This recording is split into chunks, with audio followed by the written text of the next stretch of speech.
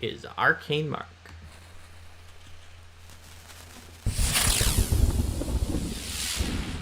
Hello! Hello, everybody, and welcome to Arcane Mark. Today, we're going to be talking about how to start writing your tabletop RPG adventure. So, when you are, there have been episodes before on this show, on lots of other shows, about how to continue writing your adventure, or how to write an RPG adventure. But this is being aired during National Novel Writing Month, and for many people, the hardest thing to do is to get started at the beginning. And so when you get to that point that you are just starting out, you have to ask yourself, what do you need? And that will help you to determine sort of where to go from there. Instead of getting lost among the fact that, oh my gosh, this adventure is going to be so long, there's so much stuff. You need to know what you need, what do you know? Yeah. Is what I meant there. We're going to have three broad categories, yes. 3 questions to ask yourself. First is, what do you know already? There's actually a decent amount you probably do know already, so you're not as lost as you think. And the second one will be, what do you love? What inspires you? Where the third is going to be, what do you need to make that vision into reality? So let's start by talking about what do you know? You're probably not entirely going to be writing a story where you sit down and you're like, well, I don't know anything about this story, I'm just writing a story. Some examples of things you probably know. You probably know what game system you're writing for. There's a good chance you also know what the setting of your adventure is. You also probably know some things about who you're writing the adventure for. This might be your home group that you're writing the adventure for, or if you're doing something for publication, you might know that your target audience is, new players. You might know that you want your adventure to be an adventure for level 5 characters. Other things that you might know are roughly how long you want your adventure to be. Say, do you want your adventure to be a one session adventure? Do you want it to be a long campaign? That sort of thing. These things may seem basic, but it's worth sitting down and thinking about what you know about these, because each of these details is really going to influence how you shape the structure of your story. Even if you only know the things Linda just mentioned, that actually still cuts down like 99% of the possible things that you're going to have to look at, and it helps make the adventure much easier, especially for someone who's panicking because it could be anything. Constraints breed creativity. And so by looking at what you know for sure, you're going to be able to help yourself calm down and focus on where to go from there. Now, anything other than this part of what you know is something that can change along the way. In fact, even the things that you think you know for sure, if you later get on a roll and you have something awesome and then you're like, wait a minute though, level 5 isn't going to work, level 6 would have been better, you can find a way to even change the things you thought you knew. But only if you have to, only if you already are so far in the process that you know now that it would be even better that way. For now, take the things that you know, take them as constants so that you have some bedrock to build on, and you're not just constantly shifting with this blank page staring in front of you. Put them down in your doc online. If you like writing on paper in the real world, like back in the old days, then you can do that. However you like to brainstorm or plan things, you can do that. So once you have what you know, the next thing to think about is, what do you love? What are you interested in? What are you passionate about? Why did you even want to write an adventure? Was it just because it was like, I have no ideas and nothing I'm passionate about, but I feel like I should write an adventure? Or is it because your group kind of strong-armed you into writing an adventure and said, you have to write an adventure now, you're the only GM, and we refuse to do pre-published adventures? Probably you have at least something that you're passionate about. Now, on this channel, we usually talk about concepts. Having a concept for an adventure, having a concept for a monster, having a concept for something. You don't have to have an overall concept be the thing that you're passionate about yet. You might not have one. Maybe what you're passionate about is you read a monster book and it had the coolest monster of all time in there, and you absolutely want that to be the big bad of your adventure. That's the only thing you know so far. Mm-hmm. Or maybe you don't know you don't know generally what your adventure is going to be about, but hey, you know what? I like investigations, so I want to make an investigation adventure. But you don't know, what the investigation is going to be about or where it's going to be set or any of that kind of stuff. Right.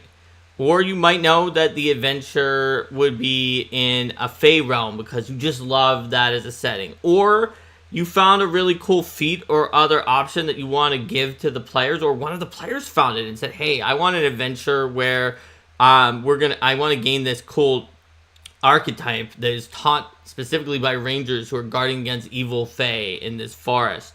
And so you could be like, okay, I'll think of an adventure that helps you get in contact with those rangers. Anything can become the linchpin that helps you build the adventure around it. Once you have what you know, once you have what you love, or sort of the hook, the thing that you're passionate about or that you want to include, the last thing that you want to put in is what you need.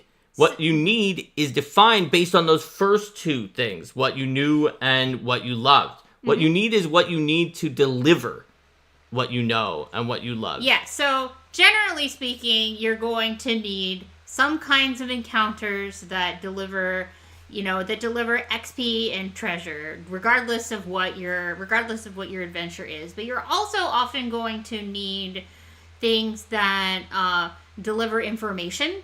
So if the PCs need to learn something in order to progress from that story to the next story, or things that are elements of telling the story and bringing things across in terms of emotional story beats. That's right. So what you need, you're going to find that there are like goals or things that you want to deliver during the adventure. And basically, when you're determining what you need, you add elements of the adventure that will each deliver one of the things that you know that the adventure needs to have. Mm-hmm. And so, for instance, if you want to get this big mega monster that you found in the monster book as the final villain of the adventure, then you need to have some kind of lead up, something that's connected to the theme of that monster, maybe some minions. You probably don't want to have like the giant space cockroach thing where the final villain is completely disconnected from everything else of the adventure so far, just suddenly appears to fight you for no reason. Coach said it sounds like the what you know, what you love, or the spine skeleton of what you need ends up being the muscle that fleshes it out. I would say that's definitely a way of thinking about it. I kind of think of all three of these as being part of the skeleton. Because all three of them go into sort of the early outlining phase of the adventure, but absolutely sort of the what you know and what you love are even more fundamental. You could say that like what you know is like the feat. Yeah.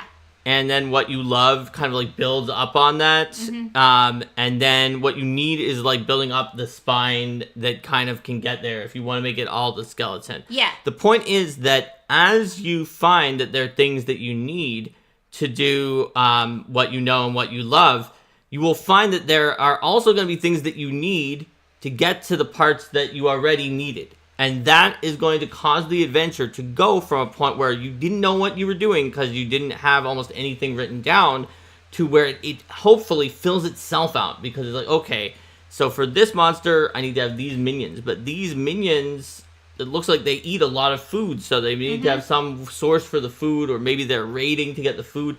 If they're raiding, then how do they go out there to raid? And so each thing that you put into the adventure might add additional elements to the adventure or additional needs that you're going to have to solve. And notice how we didn't mention that you need the hook first. Because even though the hook of the story is the way that the characters are going to encounter it first, when you're planning out an adventure, that's not often the first thing that you write.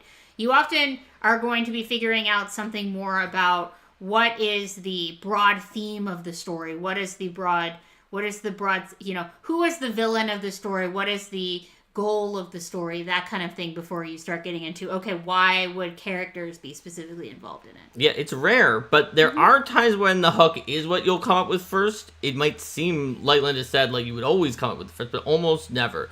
But times might be, for instance, the hook is those rangers who fight the evil Fae, and you want the PCs to hook up with them and to help the one character learn the rangers' techniques, and the hook might be from those rangers. That might be an example of where you come up with the hook first. Another is if you have an NPC that you know that you want to be the quest giver because the everyone in the group really likes them and you want to explore more about them, so you know the hook is going to be that NPC asks for help, or like something bad is happening to that NPC and they need to investigate.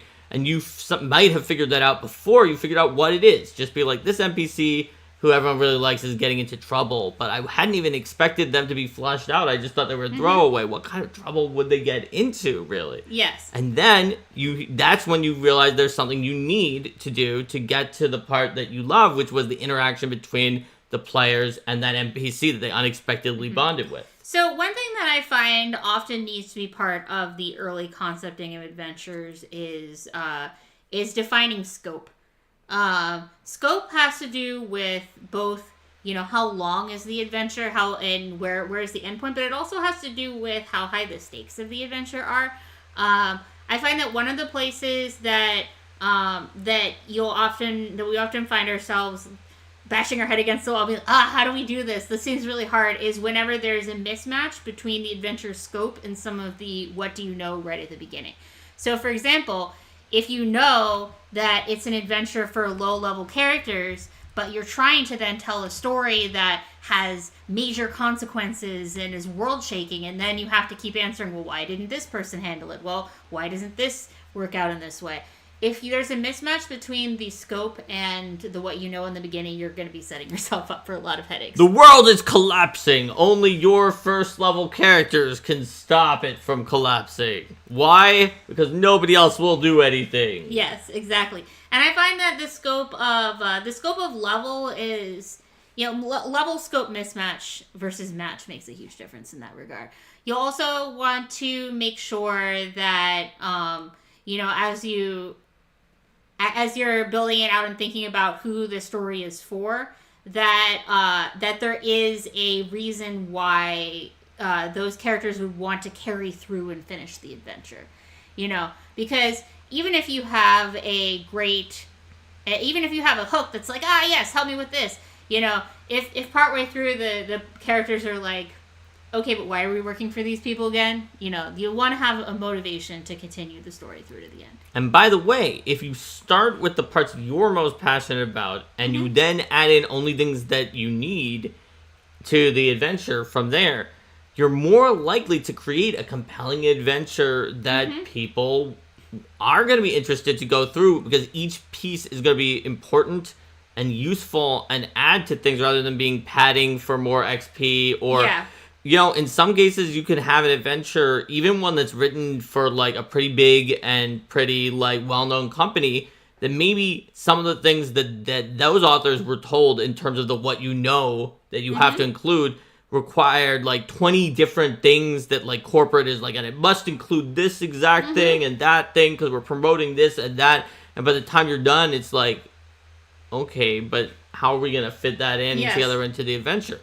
And so, because you started only with hopefully as an independent author, if you're watching this, what you know being relatively light, you can focus more on what you love and only the things you need to reach that point. And then you'll create an adventure that has tight hooks, tight connections, and is kind of thrilling or interesting for the players all the way through, where each thing they encounter feels like, okay, yeah, this was here because it needed to be here, and it gave us something interesting, and we feel like we're progressing. We don't feel like, oh, this subsystem was added just to pad out time, or because the author really just wanted a subsystem for some reason.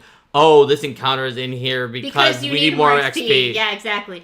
If you find yourself being in a situation where, like, well, I need more XP here, try to think of some other way that encounter can serve an objective.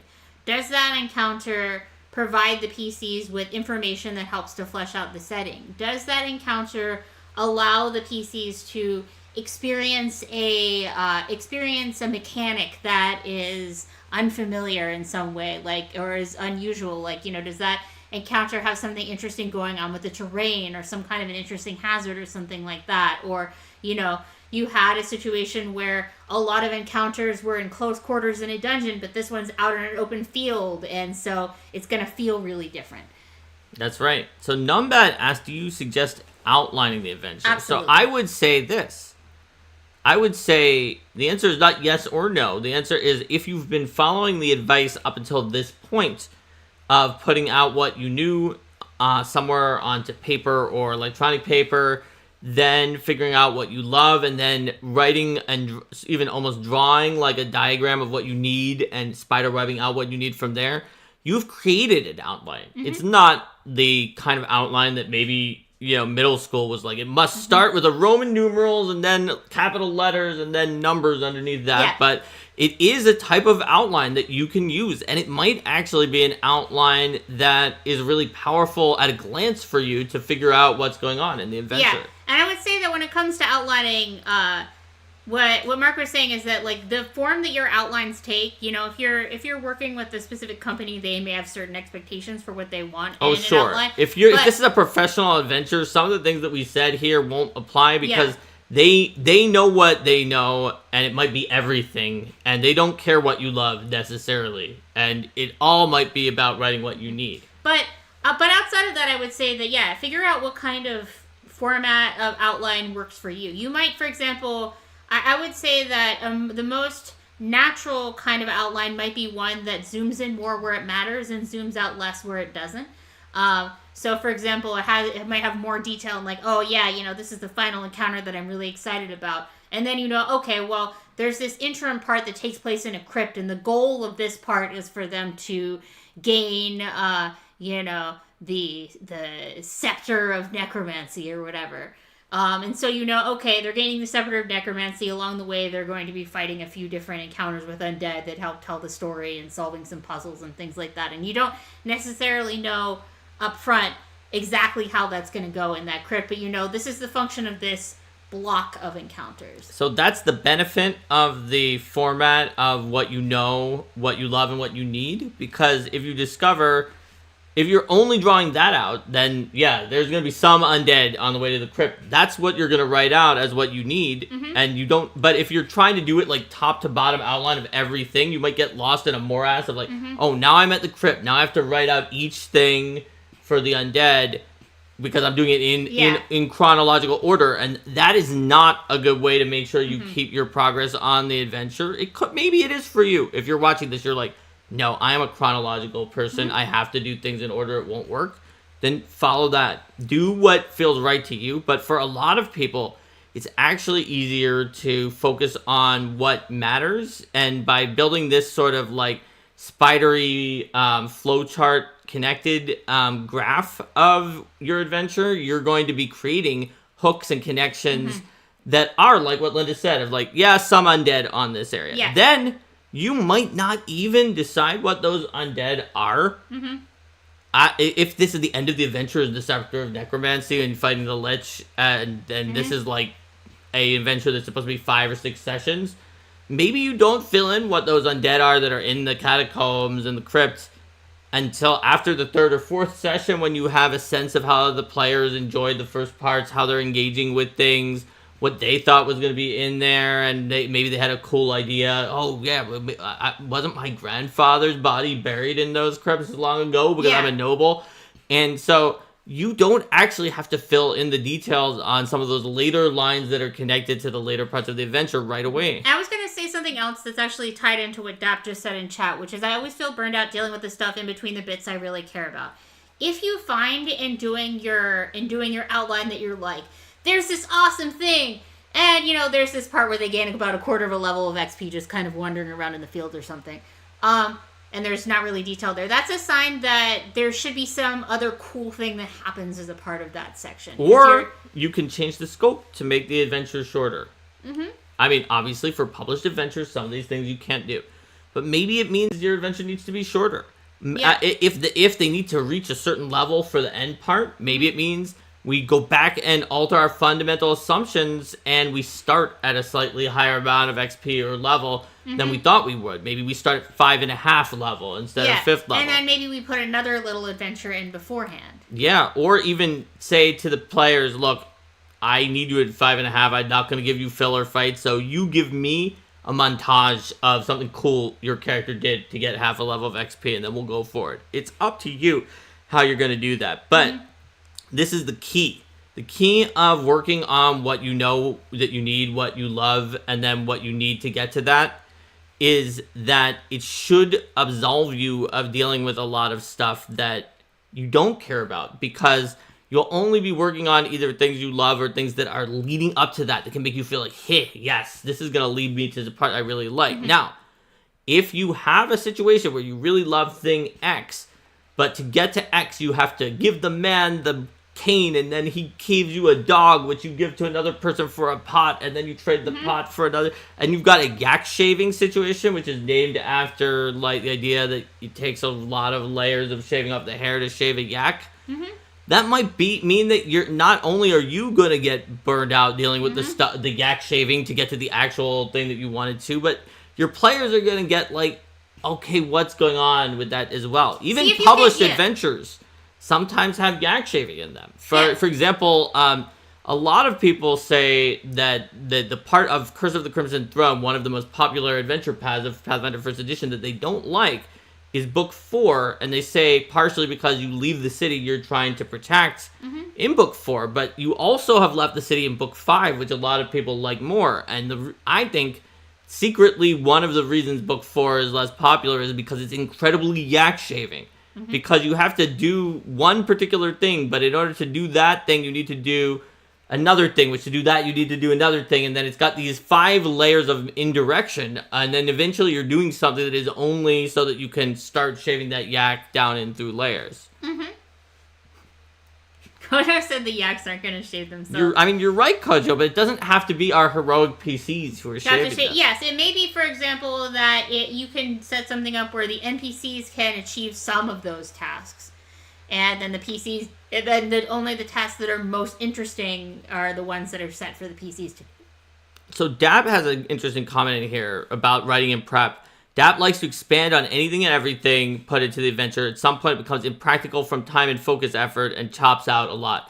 So that is key. And that is why we're trying to give this sort of simplified way of starting off writing an RPG adventure. It also follows Ray Winnegar's first rule of Dungeon Craft, which is don't write more than you need. Don't write something that you're definitely not going to be able to use. And usually, unless you really enjoy it and it's just for fun, because you're like, this just makes my day writing it, don't even write something unless you're pretty sure it's going to be used. And so by creating this is sort of an extrapolation of that first rule of Dungeon Craft, this little web chart that I'm suggesting and that we're suggesting that you build. Because it starts with what you know has to be in the adventure and what you love to put in the adventure, and then you create the connections only for things that you needed to reach those points on the chart so it would all connect up. So by the time you're done, theoretically, you follow the first rule of Dungeon Craft by only creating the things that you knew you needed. And especially if you're doing an adventure that's a multi-part adventure for your group, then, maybe nothing is set in stone until the players see it. So let's say that, the players do something that means that, they're never going to go to the crypt because they're going to go do something else. Then the fact that you haven't spent hours and hours and hours detailing out exactly what every encounter in the crypt is means that you can then spend time working on what the alternate solution is. And it's easier, I find, to be more flexible about things if you don't feel like, oh man, I have the sunk cost if I spent all this time working this out. So Kojo wonders if you can leverage an additional person who does care or love about something to help you for a part of your adventure when you need to. So hopefully you can create enough connections to get to the parts that you love and that you know have to be in there without needing to get into somewhere else. But if you do wind up in a situation where you're like, but there kind of has to be something connecting here, and whatever it is, I know I'm not going to like it, and you can't find any way around it, I'm finding an extra person, maybe someone who's not in the game, but who you can talk to, even if they're not a tabletop gamer, you might, if they're interested in anything related to that. Or you can have one of the players be like, hey, yeah, you mentioned you're a noble and your grandfather was buried in the crypt. How were you? You know what? I'm not good with crypt layouts and stuff like that, and I don't look at real world crypts, but I know you're more interested in archaeology and that you've, been to the catacombs. And so can you give me an idea for how you think this special noble crypt might have been laid out? And I'll just say your character knows the rough layout too, because she's been there to see her grandfather's tomb at one point. Yeah. So I would say in that case, for multiple people writing an adventure, it's more likely the longer the adventure is, but also the more people are involved, the more work it takes to integrate everything, because Correct. then you have someone else and you can't read their mind and know exactly where they were going. But what Mark gave an example there of here's a map of the crypt or things like that, or here's, let's have a conversation about this. I would say that, that conversations where people bounce ideas off of each other and try to say, I need to do this kind of thing, but this isn't really clicking for me. It seems kind of boring. Bouncing ideas off of each other really, really helps. It's something that we did all the time with Outlining at Paizo, is have conversations on how to, because, in that case we might know, all right, this is an adventure for level 7 to 10 PCs in which the overall goal is X, Y, and Z. But, I know I eventually need to get them there, but this first half is just not really coming together. What can we do here? Having two interconnected authors that are not just one finishes and the other begins another adventure will probably at least quadruple your time if they are independent, interconnected authors, whereas just bouncing off of one person for a specific thing is much better in that regard. And like Linda was saying, you might even ask that player to literally draw you up the map. I was just saying, inspiration for what the crypts would look like, but you could say, hey, yeah, you know what? Your character has gone to see her grandfather's tomb. I want you, if you are interested, because I know that you like cartography, you can draw up a map of the public areas of the crypt that are in the front. Put a line somewhere that is that can connect into the more private sections, and your character knows where that is. And just give that to me, and you can have a copy. Your character can draw this and sketch it out and knows about the public areas, and I'll fill in things for the back areas that you haven't seen. I want to go ahead and open the can of worms that Dap mentioned here. Dap says, I'm not an artist and I can't afford to commission artists, so a lot of time I'm working on free resources, maps, NPC art, etc. That's a whole nother can of worms, though. But this broader approach does really help, because if you know, for example, okay, you've determined I need a place where I go to a crypt and I find the scepter, then before deciding which undead are in the area, if you know, hey, a limitation for me is going to be what maps can I find. And then okay, I found there's a few crypt maps that are available to me. Here's one that I found. I'm planning to use this map. Then you can say, okay, well, what does this map tell me about things? Okay, in this map, the hallways are more narrow, and therefore, I'm not going to be using giant undead monsters. Yeah, we're not going to have some kind of gargantuan abomination. Yeah, and then if you find, well, wait a minute, I really needed there to be a gargantuan abomination in this one, then you'll need to find a different map to fit in that, and maybe that changes things. So trying to work with what's most constrained first, if that's that was also an experience that I definitely had at Paizo, where it's well, we need to do a map that's in this particular type of area, and there's one flip map that's currently in print, so guess what? It is on this map. So we know our encounters must fit on this specific map product. Yeah. So if you think about it, we've actually already covered this, and in fact, you may be in better shape for having these limited maps that... Yeah. If you're talking about you want to get started running an adventure, you don't know what to do. If you're okay, I only have these 3 crypt maps, that's actually huge, because you can add that to the what has to be in the adventure at the beginning, or partway through. Yeah. And once you've done that, it actually will help you get started with the adventure way more than the idea of, oh my gosh, I can draw any crypt in the world. It can be literally infinite varieties of crypts. I can put a secret door here. I can put rooms here. It actually ties things down and will make it easier for you once you know that it's only one of these 3 open source crypts that I happen to have.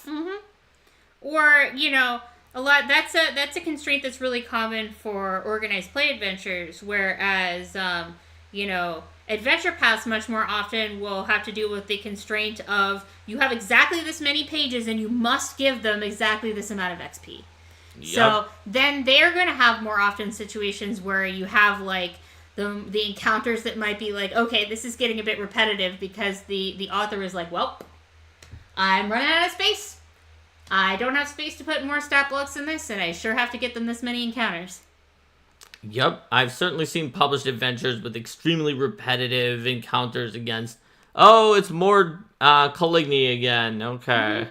Mm-hmm. That's like the 12th encounter with those. Because they just needed XP. To fill this map, and they have to get XP, and they can't do this, and they have to do this. So I would say that, like, if you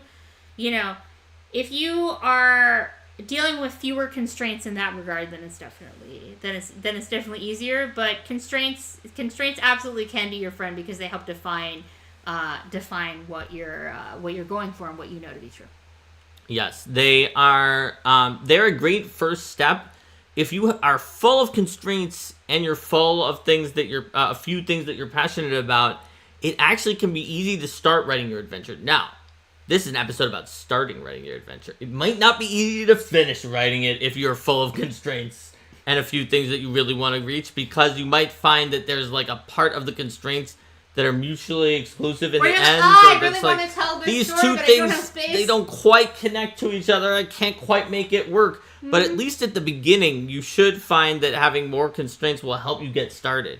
And maybe, just maybe, like we mentioned before, you'll find one of the constraints you thought was locked in that you can loosen it up once you realize that you really, really have to. Yeah, and I would say that what I will also mention where I would recommend starting generally when you are writing it. If you know that you're going to have some serious constraint with something like page space or word count or something like that, start on the most important pieces of the story. Because then you'll know how much you have left, and it's much easier to shift pieces that are less load-bearing. If you, for example, were saying, okay, I know that in the end we're going to have the epic confrontation with the Lich, and along the way we need to get the scepter, and also we need to travel across the plains of doom to get there. If you start with the confrontation with the Lich and then go to the scepter and then leave the more freeform plains of doom for later, then it's easier to expand and contract the plains of doom because they didn't have to achieve as many objectives. So I want to clarify what Linda is saying here. We've been saying the whole episode to do basically just that of getting to what you need and getting what you know is in there and what you love first in pre-planning. But Linda is saying even when you're writing it, instead of writing it in order from front to end, even for a published adventure with a limited word count, that you should start with those same most load-bearing pieces of it. And I know that Linda has had a lot of experience with situations where she had very tight word counts, where it would be like, yes, this is a very special thing that is extra hard because it has X, Y, and Z on top of the normal, and you don't have any additional words, so do it. So I'm sure that you must have used those techniques. Another advantage of this, if you're doing things the way we've been talking about, is that you probably made the load-bearing pieces. Those are probably the ones that inspired you, so they're probably the most fun. And it's a lot easier to move forward into other things if you're like, wow, I've already written 20% of my adventure just by doing this bit that I was really excited about. Now I've gotten started. Now I can move forward. Exactly. And I also find, some of these are a little more, your mileage may vary by person, but I do find that an outline form that, if you're doing something for publication and therefore you're not going to be able to adapt later on, that going ahead and doing things where it's like, okay, now we know, now we're going to look at the crypt and we're going to say, first room has 2 times Mummy Guardian, Second room has 3 times Greater Ghast, and Mummy Guardian is in this map room and drops treasure. Yeah. Drops 1 7th level item or whatever. Like those kinds of things where you're not writing up absolutely everything, but you have a broad sense of what the encounters are, because doing that kind of thing before you write everything up can also help with variation, because then you're not going to spend a lot of time investing in writing an encounter and then be like, oh, shucks, I put 3 severes in here. That's too hard. Now I have to go back and redo it. But instead, okay, I already can check and see, yes, I have the right number of encounters, I have the right difficulty cadence, and now, if I say later, oh, I actually want to change this, I'll know, well, this is a moderate encounter slot, so I can shift this out. So the term load bearing is really just another way of saying what you need. Mm-hmm. The things that you determined in your little chart that you needed to reach either the stuff that you had to include or the stuff you love that you really wanted to include, those are the load-bearing pieces. Everything else is not load-bearing. It's not necessarily necessary for the adventure. It might be add a little more polish. It might make it a little more flavored out or make the world a little bit richer. And maybe if it's important enough for making the world richer, it becomes load-bearing in that way because you begin to kind of love or become passionate about the idea of making the world richer with that encounter.